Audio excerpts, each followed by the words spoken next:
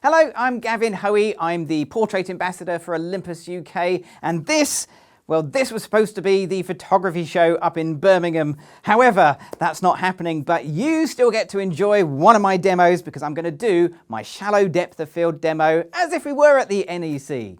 Now, to help me out with this, I was going to have the amazing Charlotte, and I'm very, very pleased to say I've still got the amazing Charlotte, who's going to be the model for this shoot.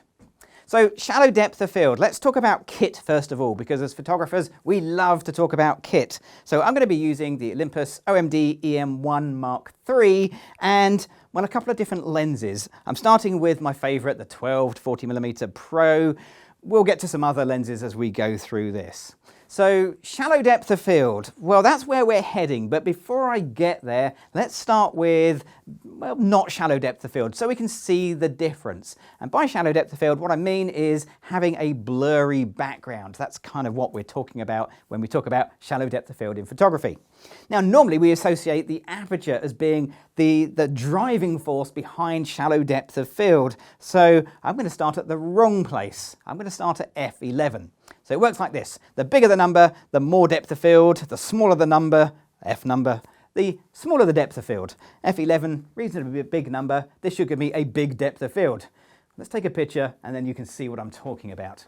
Okay, Charlotte, so we're going to do one little test shot. Let's come back here and bingo. Okay, so that was easy. I'm using my shutter speed as my flash sync speed, 250th of a second, ISO 200, f11, and at f11, well, as you would expect, Charlotte's in focus, so's the background. Basically, everything is in focus with this shot. So, how could I get a shallower depth of field? Well, that's where the aperture comes in. So rather than f11, a big number, I'm going to go for a smaller number. So let's see, this lens will do f2.8, which is a small number, and it'll do it on any of the focal lengths on the lens, which is really good to know. Let's just take exactly the same shot, but at f2.8, and see if this has a more blurry background. Okay, Charlotte, here we go. Same shot again. Right, so let's have a little look at that one. So that looks, well, if I'm honest, basically exactly the same as the first picture, doesn't it, really? When you look at this, the background may be slightly softer, but it's not really shallow depth of field. So what's going on? Why doesn't this actually work? Well, there's a bit more complexity to shallow depth of field than simply having an F number. The F number is easy. That's the thing you can control, that you can adjust. But there's two other factors at play when it comes to shallow depth of field. The first one is you, how far you are away from your subject. So the closer I come to Charlotte, the shallower the depth of field becomes at any given F number. If you don't believe me, ask macro photographers. They go really, really close and they have really extremely shallow depth of field. Fortunately, portrait photographers, it's not quite that bad. If I go back, then I get more depth of field at any given F number. So there's a distance thing at play. And there's also a lens thing at play as well. So I'm using the 12 to 40mm lens, and I'm shooting around about 25mm at the moment. Let's get rid of that lens, and let's swap it for my second favourite lens. This is the lens I use whenever I want to do a shallow depth of field shot. I switch to this one, which is the Olympus 45mm f1.2. So 45mm obviously is a little bit of a longer focal length than 25mm. It also has that f1.2 aperture. We'll talk about that in a little bit. So in theory, this should give me a shallower depth of field. Let's test it. Let's give this a whirl. So I'm going to go back to f11 just so we've got a benchmark. Okay, Charlotte, here we go. Okay, now as you can see, I'm a bit closer than I was before. I was standing back over there. I'm using a longer focal length, and at f11, well, everything is still in focus. Okay, so that's fine. I kind of assumed that would be the case. Let's try, well, I could do f1.2. That's wide open on this lens, but all lenses, including the really, really good ones like this, are very slightly better if you just slightly stop them down a little bit. And although this lens is really good, exceptionally good at 1.2, 1.4 is even better. So that's where I'm going to be, f1.4. Everything else completely unchanged. That looks a little bit bright. I'm just going to adjust my exposure down slightly. I'm using TTL flash. So the flash and the camera are communicating. Occasionally it gets it slightly adrift. And yeah, okay, quick close-up of that one. That background is definitely softer. It's not blurry, but it is definitely softer. Okay, so it's sort of working. I've got closer, I've got a longer focal length, I've got a blurrier background, but how can I make that background even blurrier, even softer, even more dramatic? Well, the easy way is to say, hi Charlotte, can you come and stand over here for me? So I'm going to bring Charlotte towards me. I'm going to move my light. Okay, there we go, let's pop the light, something like that. So Charlotte has stepped away from the background. I'm going to take the same shot as before, still at f1.4, no change in settings. Just about fit you in my, it would be a lot easier on a big stage, but in my small home studio, I've just about got enough room to squeeze you in. Okay, great, that worked like a charm. So quick look at this photo. There's a couple of things to note with the background. First of all, the background is blurrier. Okay, that's exactly what I would expect to happen. But what hasn't happened is I haven't increased the shallow depth of field. It's still the same shallowness, if that's a word. It hasn't changed because we've moved, but what's happened is the further away we go, the more blurry things become. And if we had a really big stage, we could really show that dramatically. But nonetheless, we can see in this space that the further away Charlotte gets from that wall, the blurrier that wall becomes. The downside, it's also got darker. Now, so far, everything I've done is exactly the same for flash that I love using and ambient light shooters. It wouldn't make any difference at all. But because I'm using flash, there is some quirks with that. One of them is that I'm effectively setting the light for this distance. And of course, light gets dimmer as it travels further. So by the time it's traveled all the way over to the background, it's quite a bit darker. That probably wouldn't happen if you were using the sun. So that is really handy because that means a darker background gives me some control. I can add a second light on that background and create my own lighting effects. So let's get a second light. Charlotte, I'm going to pop this in behind you just to warn you don't step backwards. Thank you very much. Okay, that's going to go in there and yeah, let's leave it like that. Let's make sure it's on its own separate group. Smashing. Okay, so that's pointing at the background. I'm going to turn it on, because at the moment it's set to off on my remote control, and we'll pop it on its lowest possible power. So start low and then add some power for effect. Okay, so same settings, haven't changed my camera settings whatsoever. Here we go, Charlotte. Okay, wow, okay, that is, a couple of things happened. That looks a tiny bit bright on Charlotte. I'm going to adjust my settings. There you go, that looks better. So Charlotte looks okay, looks good, well lit, but that background is really, really bright. So we can see it, but that's as dark as I can make it because that light is on its lowest possible power. So there's a couple of things we need to be aware of. Sadly, you can't just choose any old power, dial it in, and it works. I mean, it worked, but as you can see there, it isn't quite what I wanted. I'd like a bit more control of the background. And there's a couple of reasons for that. The main one being the rest of the light in this room. Let me show you what I mean. I'm going to turn the flash off, switch off my transmitter. The flashes aren't going to fire, but I'm going to take the same picture that I just took. Okay, Charlotte, here we go. Brilliant. No flashes, but when I review that picture, I can clearly see a picture. I can see Charlotte, I can see the background. So what's going on? Because I've got that really wide aperture that's giving me the lovely shallow depth of field, I'm creating my own problem where it's sucking in the ambient light, the room light, the lights that you're using to see us. Now we could turn those lights off and solve the problem, but I trip over everything. I will fall over everything. You wouldn't see it, but you'd hear it. So I can't turn the lights off. It's just dangerous. So instead, I'm going to have to do some other method to effectively remove the room lights from this scene. And there's two ways we're going to do it. The first one, old school. So I've been doing photography for far, far too long. Long before we had all these modern flashes, we had, well, old flashes. They weren't smart, they weren't intelligent, but we solved the problem that I'm having right now by using this. This is a little dark filter. This is a neutral density filter. It's a 5-stop ND filter. So it's a little bit darker than your sort of polarizing filters. I guess you could use one of those, but it's not ultra dark, not one of those ones that gives you a 1-minute exposure and blurry water. It's somewhere in between. And the only time I use it is now. It's kind of just for this one job.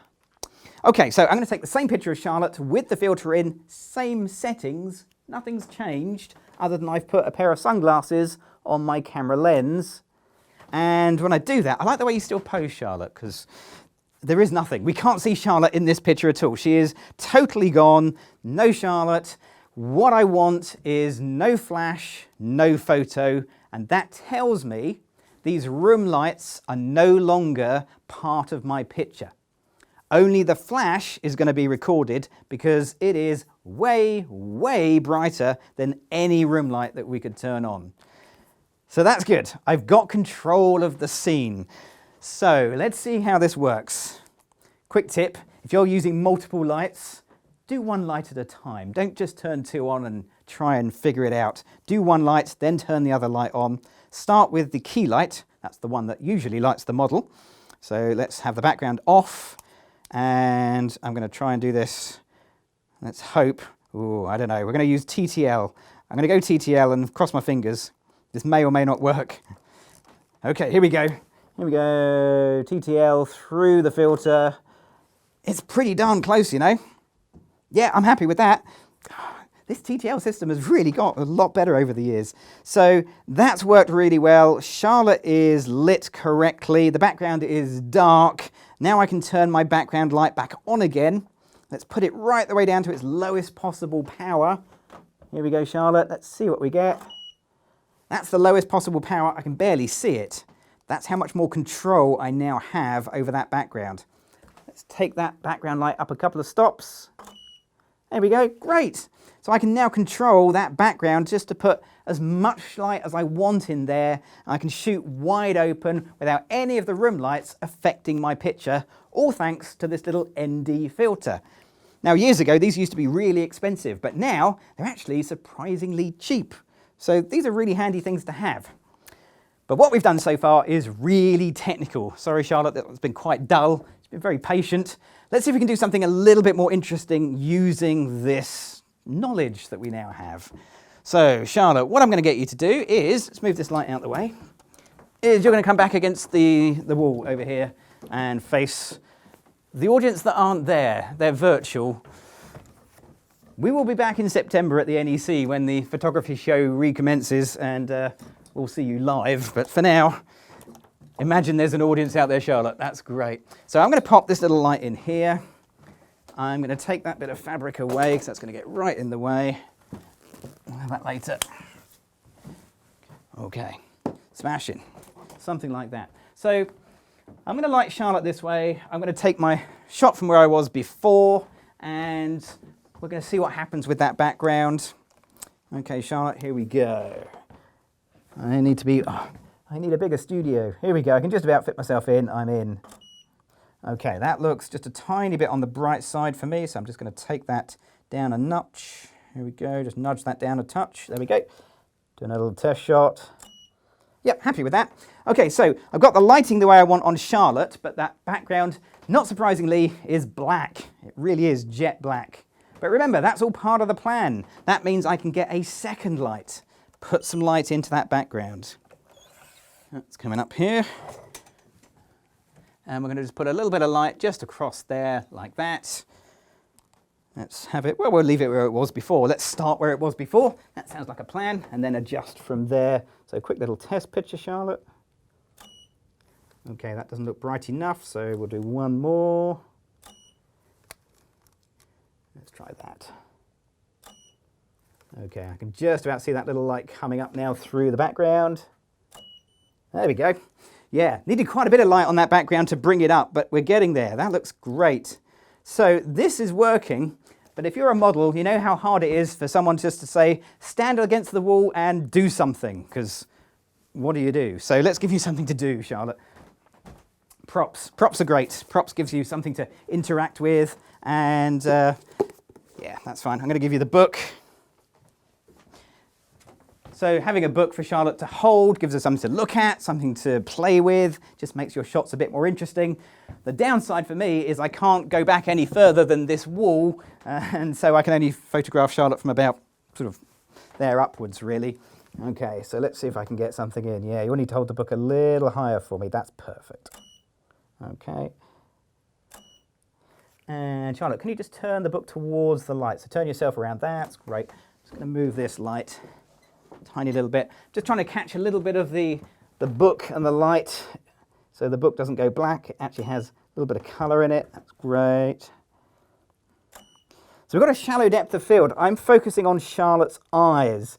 Now to make that happen, I'm using one of the features of the new Olympus OMD E-M1 Mark III, which is its vastly improved face and eye detect. Sadly, you can't see it from where you are, but for me, it's just locking onto her eye, and this becomes such an easy task, where before, just trying to get the 1.2 lens sharp in the right place was really hard work. Now, it's embarrassingly easy. It really is. Okay, that looks great. Love that. Let's see if I can come right the way down here. Try not to get the softbox in the shot, Gavin. That helps. Awesome. And these look really nice. Okay, I think we've probably got a few of those. So those look really nice. They have a nice shallow depth of field to them, which gives this a sense of depth. Controlling the background means I've got some light back there, so it's not a complete black hole. It just gives this a little bit more feel of mood and drama, which is what we're after. Okay, let's get rid of that. So that's pretty good. But what if you don't want to buy a filter, you don't have a filter, because I guess you'd need a filter for every lens you've got, or at least stepping rings. Well, this is, as I say, a little bit old school. There is a more modern way of doing it, and the more modern way of doing it involves something called high-speed sync shooting. So high-speed sync shooting, HSS, Olympus, if you're using our own Olympus flashes, the FL700 for example, that's going to be called FP flash, focal plane flash.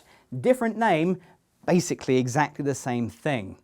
To understand how that works, I need to just change a few things around a little bit. So let's move some lights out of the way, and we'll just turn that off temporarily. We'll come back to that one later.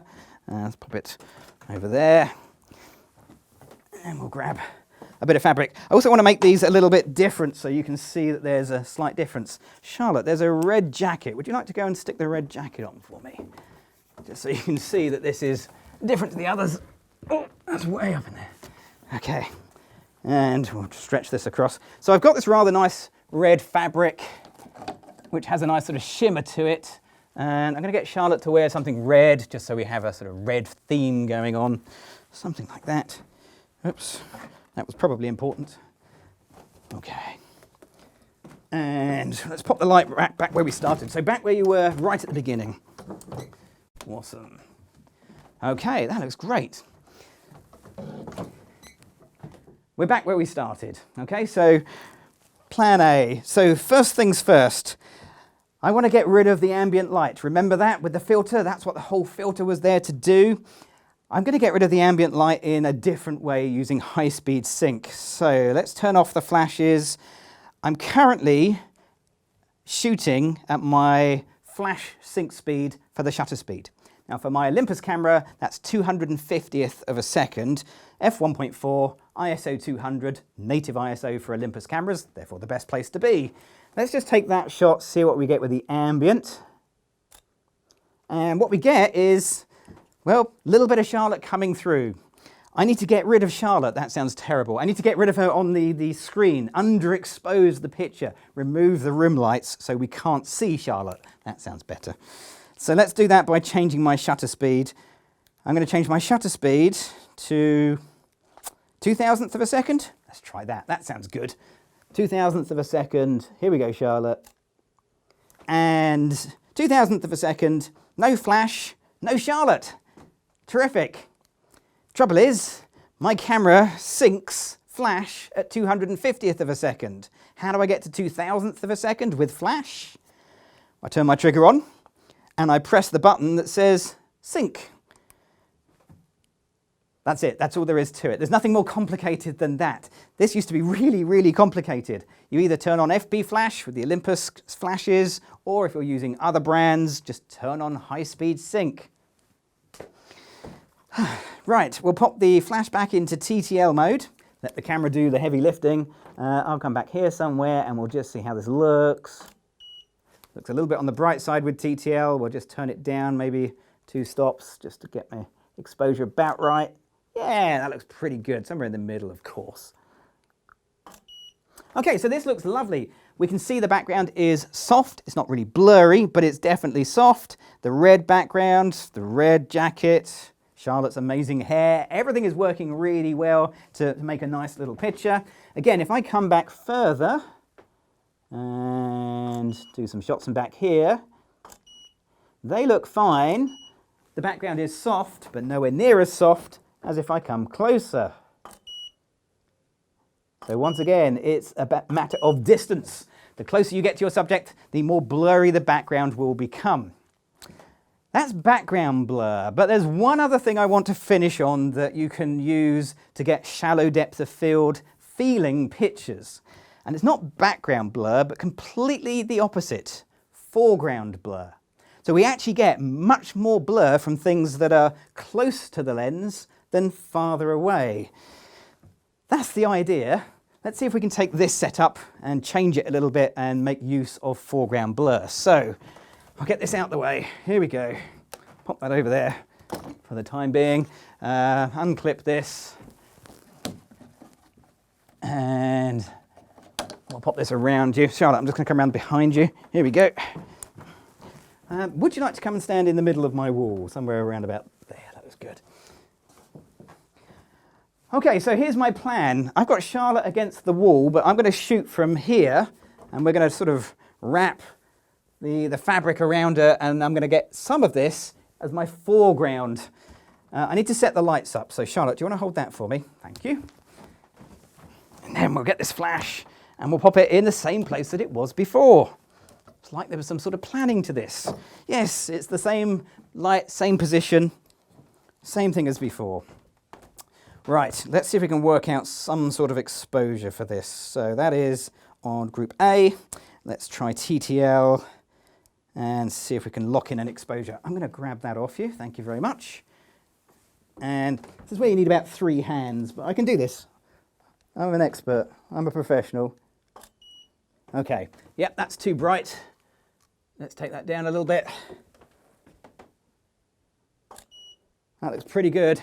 Happy with that. If we just drop it a tiny bit, I reckon I'm going to be bang on where I want it to be. Yeah, that looks great. Okay, so that looks okay. This looks really nice. The light is doing something interesting. It's sort of dropping off towards the back. I could just turn the softbox away slightly to put a little bit of light in that background by directing it, but it's not going to make a huge difference. So let's make a huge difference, Charlotte, if you hold that, by adding the other light. Okay, that's going to come in here somewhere. I'm going to pop that in. Quick tip before you set it up, switch it on. It does make all the difference. Let's see if we can get that right, shoved right in there, like that. That's good. I'll just make sure this is on a different group. It is. That's on group B. Let's try that.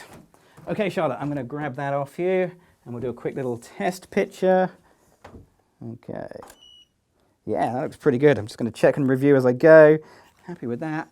These look great. So I've kind of got the lights the way I want them set. Here we go. This is lovely. And this is where having a professional model really kicks in, because Charlotte just, well, wind her up, let her go. And she is doing a great job behind there, even if you can't see what she's doing. I'll pop some of the pictures on the screen in a moment. That's great. And of course, if you want to see what you're doing as you're going along, the new camera has Wi-Fi tethering built right in. So if that's something you desperately need to do, set that up and away you go. So I'm including the foreground, the edge of this piece of cloth right in the edge of my frame, right on the right-hand side. And it is really soft and out of focus. I'm also letting the face and eye detect do the focusing for me. and it'll work even if I put the cloth in the way. So I can actually put the cloth right in the line of sight, and it's still locking onto Charlotte's face and give me some really nice effects. That's great. Right, probably got a lifetime supply of those. That's fantastic. So there we go. There's different ways that you can create shallow depth of field. It's all about the aperture, it's all about the subject distance, and it's all about the focal length of your lens. Hopefully this has given you a few ideas. If you've got any questions, leave me a comment below. But hopefully you've enjoyed this, and well, I hope to see you at the photography show in September. I'm Gavin Hoey. Thanks for watching.